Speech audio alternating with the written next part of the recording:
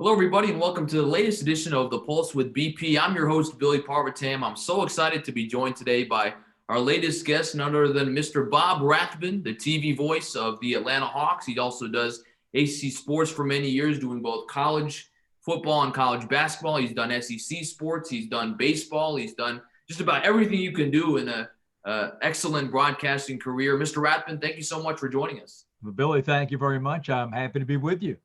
Well, I wanted to start with what have you been doing this offseason? I mean, obviously it's a more unique offseason given that we're in the middle of a pandemic, but what do you usually do when you don't have games to call every day?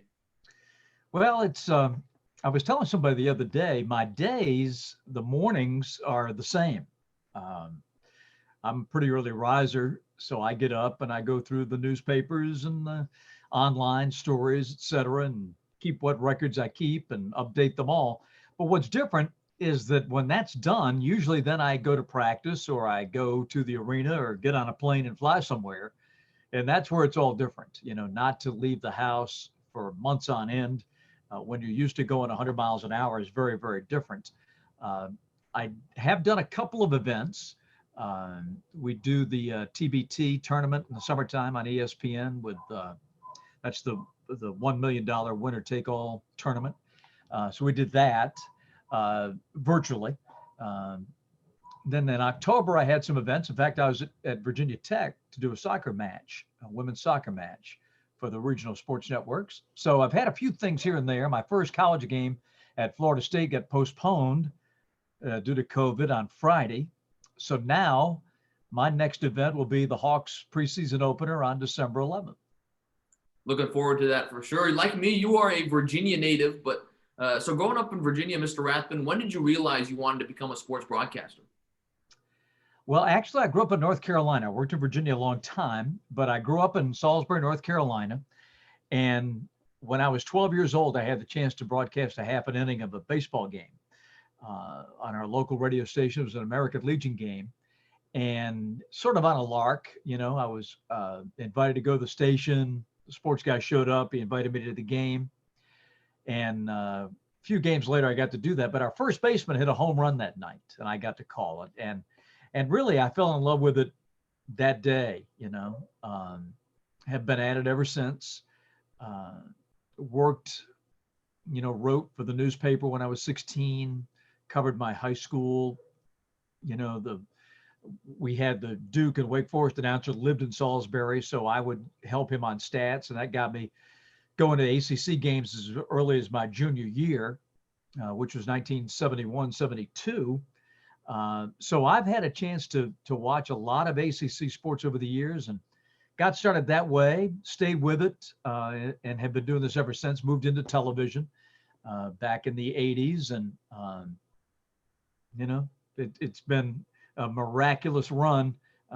This is my 25th year calling the NBA with the Hawks and I think it's my 33rd year with the ACC. So I've been blessed. Well, you were definitely raised in North Carolina, but I know you grew as a sports broadcaster a lot in Virginia. You called games to the Yes. Richmond Braves, Norfolk Tides. You also worked in local TV. What are some of your favorite memories working in Virginia? Oh gosh, many. I got to do Old Dominion basketball. We had a big upset at DePaul when they were at number 2 in the country. Got to call that. National championships for the Old Dominion women, the Lady Monarchs, a couple of those. Did minor league hockey in Norfolk. The Hampton Roads Admirals won an East Coast Hockey League championship. So many, many highlights. I've got and so loved working at my station in Norfolk. It's an old time CBS station, dominated the market back in the day.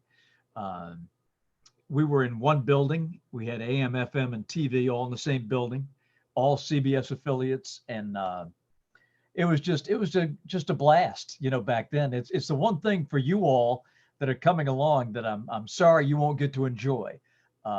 It was just so much fun to be in the newsroom, to hear those teletype machines clicking away, to edit your own stuff. actually hold videotape in your hand. It was fun. It was great fun. And to walk out on the studio set and do the 11 o'clock sports, it was great. It was great, great fun.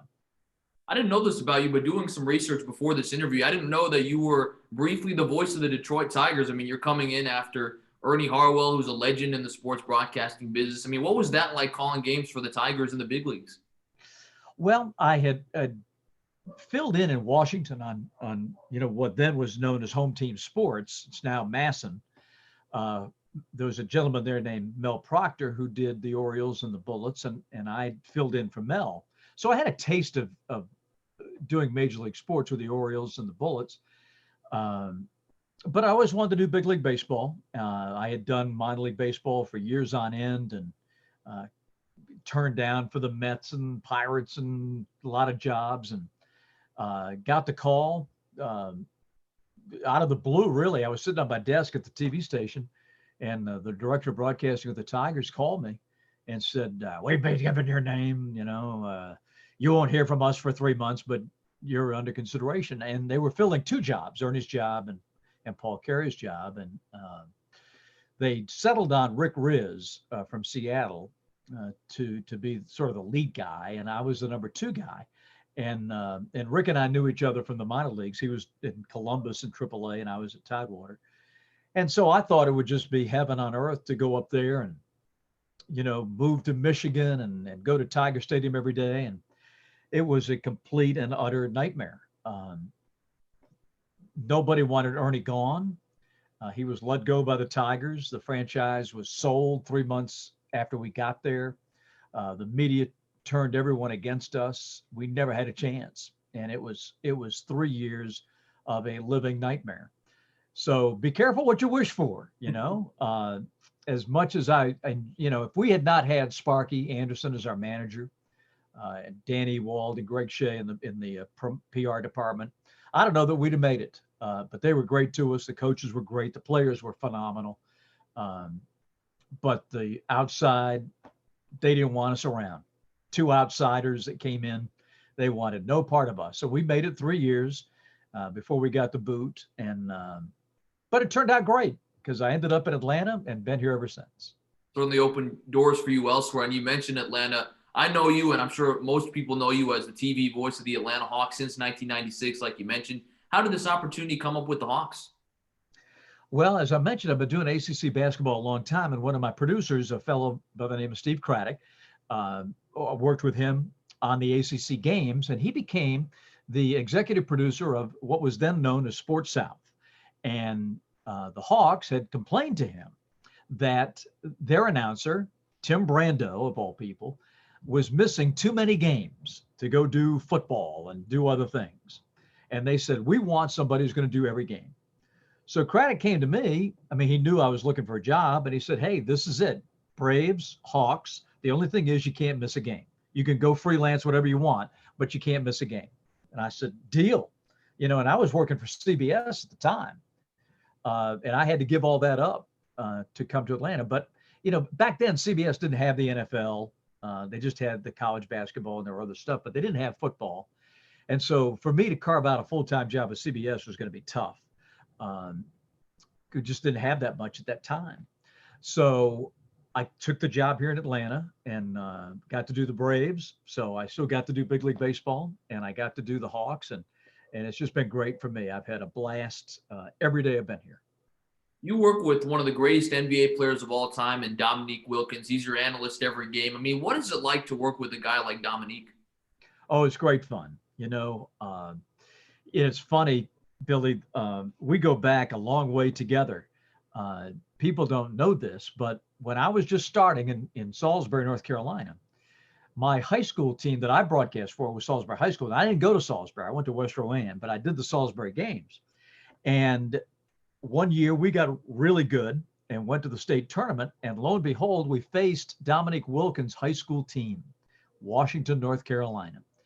And so I got to broadcast Nick as a high school junior. Later, I got to broadcast him at Georgia in the NIT when Old Dominion played Georgia at Stegman Coliseum. And then, of course, I got to do him at the tail end of his NBA career. And now he's, been my partner the last 10 years. So it has been just a joy to be with him. The stories are great. He's been there, done that. Um, he's funny. He's fun to be around. We're close friends. So it's just been great. It's a lot of fun. A friendship that, like you mentioned, goes back a long way. I have to ask you because you're probably the closest I'll ever get to actually talking to Dominique. But does he believe No, he got you can robbed call in him the tonight, probably, if you 1980? wanted to. For sure. Does he believe he got robbed in the 1988 slam dunk contest with MJ? I mean, Of does he think course. he won? Of course he does. He always says he won 4 slam dunk contests, but only got credit for 2. He said he got robbed in Chicago by Michael, and he did. And then he got robbed by Spud Webb because they gave him the hometown vote in Dallas. So, yes, he won 4 and got credit for 2. And Spud Webb, of course, being the short he is, I'm sure he had some favoritism in that aspect from the judges. I did want to go to a specific season, to the 2014 to 15 season. The Hawks go 60-22. Unfortunately, end up losing to LeBron and the Cavs. But who hasn't lost to LeBron, it seems like, in this last decade? What do you remember most about that season? How special it was. I mean, just to see the entire city get swept up in the Hawks, really for the first time since Dominique in the 80s. The whole city was on fire. I mean, we won 19 straight games at one point, went unbeaten in the month of January. That's never happened before or since in the NBA. All 5 of our starters were named Player of the Month. We were a team that was greater than the sum of its parts, which made it fun. We had no superstar to carry us. We were just a great team. Both ends of the floor, passed the basketball, shot it extremely well. But we could not afford an injury.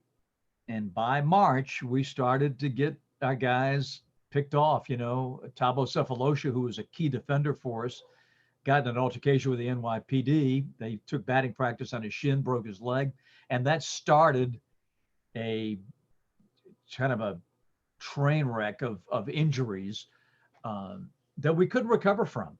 Paul Millsap got hurt, and we lost Horford in the playoffs. Kyle Korver got hurt. So we had a lot of injuries to deal with. But I will forever hold on to the fact that had we stayed healthy, we would go into the NBA Finals.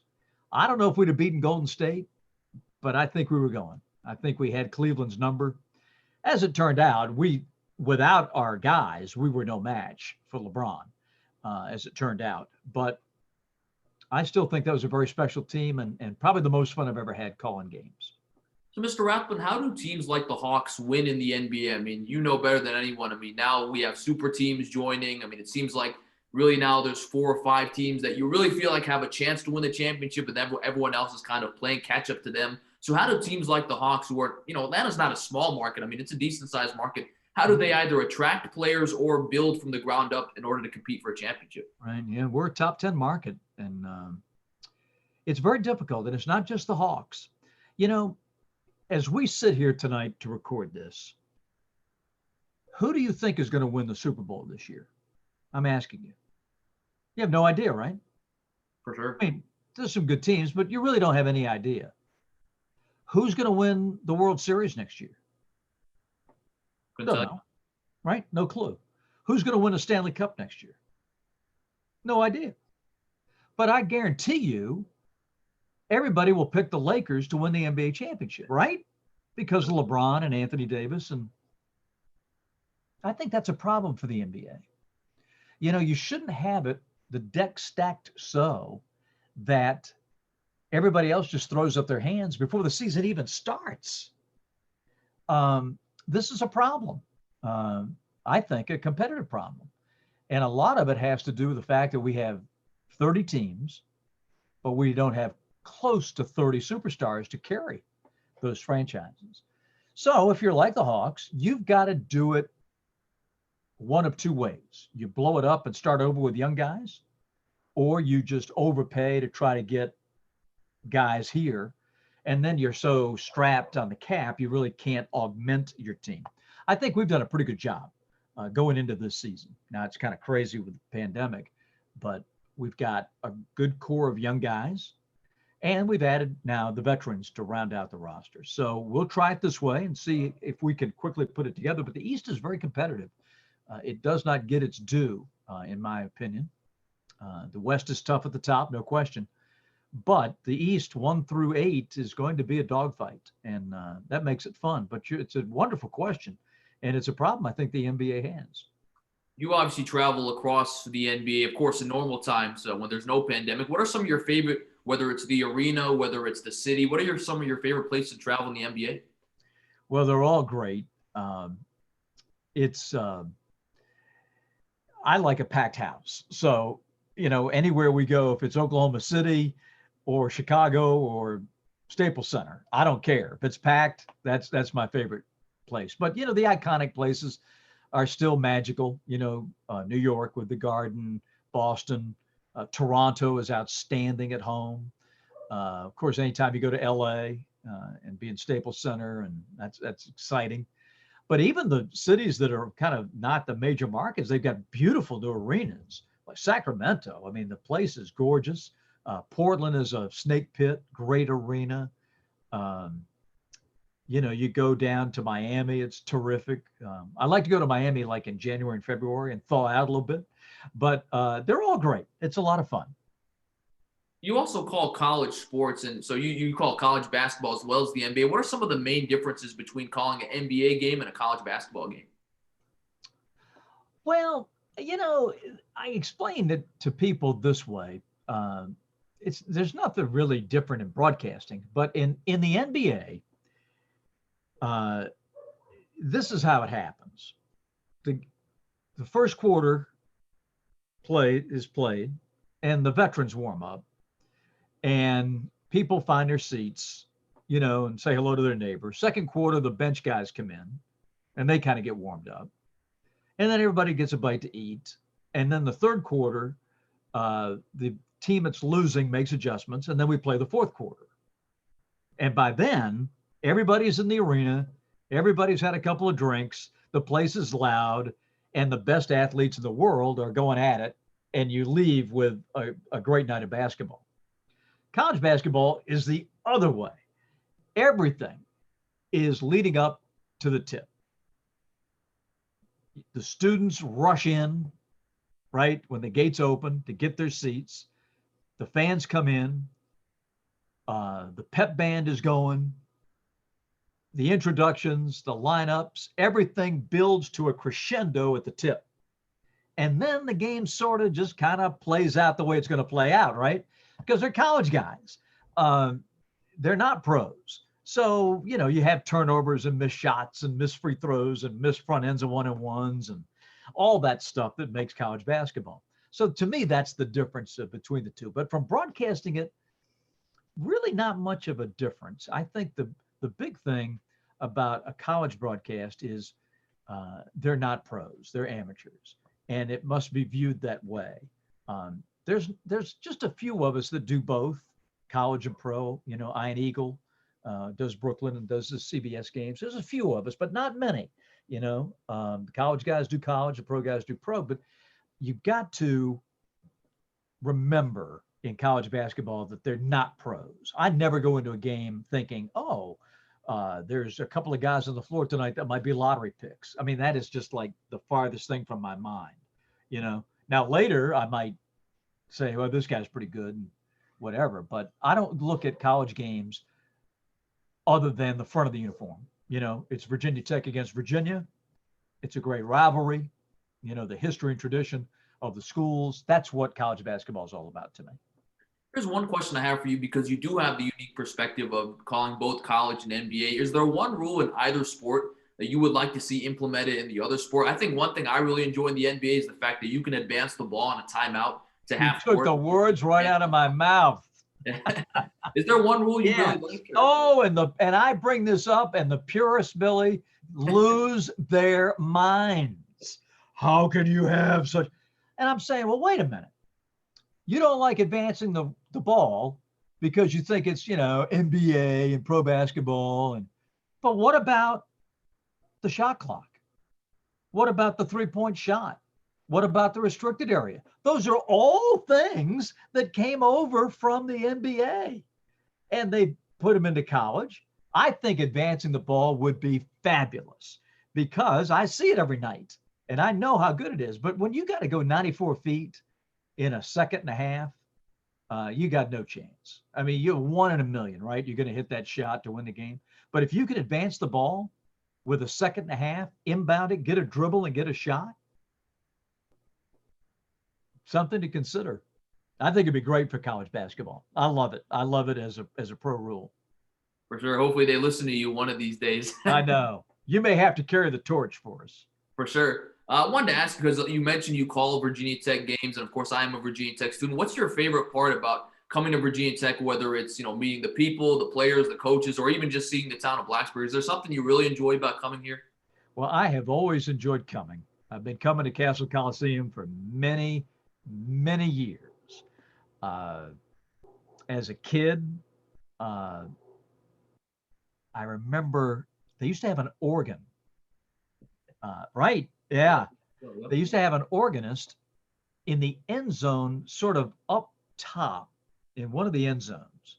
And he would crawl up there and play. A lot of times I would come there, like with Duke or Wake Forest, to keep stats as a kid. Of course, there's a non-conference game back then. And it's usually cold and snowing, but had a great time. Got to see Del Curry, one of the all-time greats in Hokie history, as a freshman. One of his first games was against Old Dominion at Castle Coliseum. But the coaches over the years, Charlie Moyer was a dear friend of mine. I don't know if that name means anything to you, but a legendary coach in Blacksburg. And his brother, Sam, coached my collegiate team, Catawba College, and did for a long time. So my history with Virginia Tech goes back a long time, but I just think that it's just a great atmosphere. What's so staggering to me is how beautiful the campus is now, and how the athletic complex, as you turn in now, now it's breathtaking. You got the soccer, Lane Stadium, Castle, it's all right there. And the facilities are second to none. And it's a far cry from what it used to be, but it's beautiful now. And it's a great college town. It's great atmosphere. Love the Hokies and their people. It's just great. And you and I were talking about the current men's basketball team before we got on here. They just had a big win at Villanova. I'm sure you will call some of their games this year. What are your expectations of the team based on what you see so far? What do you think about the team? Well, I have all the respect in the world for Mike Young. I enjoyed him down here when he was coaching at Wofford and dominating the Southern Conference. The guy can flat out coach. And it's great to see him become an overnight success that took 20 years in the making. He is a wonderful guy and a great coach, and I'm happy for their success. But, they weren't picked very highly by the experts in the preseason. 11th, I think, in the preseason ACC poll. They're going to do a lot better than 11th. I like the balance. I just like everything about them. Mike's got them playing hard. I was anxious to see if they would bounce back after the Villanova win, because South Florida is not a very good team. And it was refreshing to see them go after South Florida and dominate the way they did last night. So very happy with the Hokies. I think they're going to have a great season. My final question for you, sir, as you've been so gracious with your time, but what's your advice to young sports broadcasters like myself that are trying to get reps during this pandemic? Obviously, we have never been in this type of situation before. It's really affecting all of the business, and especially young guys like myself. Any advice you have for us as we try to navigate what's going on right now? Well, first and foremost, if you're in school and you're not a senior, because you're coming to the end of the line if you are, but if you're still coming along, take advantage of every opportunity that they have for you at school, because once you leave, you have to pay for all these experiences. You're paying now, but you know what I'm saying? It's going to be out of pocket extra. So take advantage of what you have there. My advice, other than the rudimentary, you got to know the rules, you got to know the players, you got to know how the games are, all that stuff. Learn to be a great storyteller. As a play-by-play announcer, you are entrusted to tell the story of tonight's game. The past does not predict the future. Your team could be 0-10, does not mean they're going to be 0-11 at the end of this game. Every game is a fresh slate, and approach it that way. but learn to be a great storyteller. That means voice, it means vocabulary, it means research, it means timing, all the things that goes into a great presentation. Uh, I would work on that. And it's something that I have to work on all the time. I'm not close to feeling like I'm a finished product. Read. Um, the as much as you can get online and books and magazines and all that stuff, the best stories you're going to get are from talking to people, talking to coaches, talking to writers, talking to other broadcasters for the other team. They will be the best source. So work on your people skills, learn how to talk to people, and particularly the athletes, um, because they will share with you, especially if you're in school with them, they're their classmate. So ask them, what was it like going to Cameron Indoor Stadium? What was cool about it? What was not so cool about it? And then you can relate that the next, when Duke comes back and you're calling the game, you can relate that experience to your listeners or your viewers. So that's what I would say. Be a great storyteller. Mr. Rathbun, thank you so much for your time. I can't say how much I appreciate you taking a few minutes out of your time to chat with me. Billy, it's my pleasure. Good luck. Go get them. And good luck to the Hokies. That's Bob Rathbun, the voice of the Atlanta Hawks, as well as ACC Sports and many other things he's done in his career. We thank him once again for joining us. This has been the latest edition of The Pulse with BP. We will see you next time.